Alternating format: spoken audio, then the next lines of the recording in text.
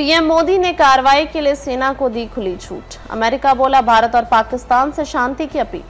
पहलगाम हमले के बाद से पाकिस्तान और भारत में तनाव चरम पर है। इस बीच अब अमेरिका का भी बयान सामने आया है।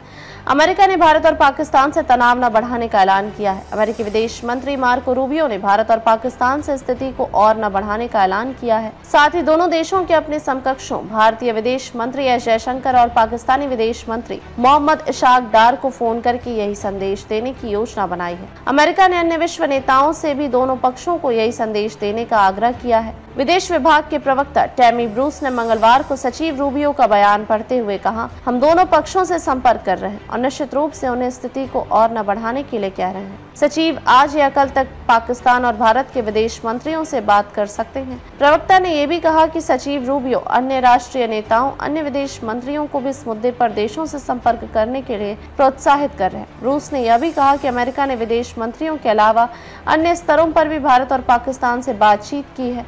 विदेश विभाग की ओर से कॉल पर कोई अपडेट नहीं दिया गया। रूबियो का बयान उन समाचार रिपोर्टों के कुछ घंटों बाद आया जिनमें कहा गया था कि प्रधानमंत्री नरेंद्र मोदी ने सशस्त्र बलों को इस्तेमाल करने के तरीके, लक्ष्य और समय पर निर्णय लेने के लिए भारतीय सेना को पूरी स्वतंत्रता दे दी है। यह प्रधानमंत्री मोदी की अध्यक्षता में एक उच्च स्तरीय बैठक के बाद हुआ, जिसमें रक्षा मंत्री राजनाथ सिंह, राष्ट्रीय सुरक्षा सलाहकार अजित डोभाल और तीनों सेनाओं के प्रमुख शामिल हुए। राष्ट्रपति डोनाल्ड ट्रंप ने पिछले हफ्ते पहलगाम आतंकवादी हमले के कुछ ही घंटों बाद पीएम मोदी को फोन किया था। भारतीय प्रधानमंत्री ने उस फोन कॉल पर कहा था, भारत इस कायरतापूर्ण और जघन्य आतंकवादी हमले के अपराधियों और समर्थकों को न्याय के कटघरे में लाने के लिए दृढ़ संकल्प है, जो स्पष्ट रूप से दर्शाता है कि भारत न केवल हमले को अंजाम देने वाले आतंकवादियों को बल्कि उनके समर्थकों को भी दंडित करने की इच्छा रखता है, जो पाकिस्तान की ओर इशारा करता है।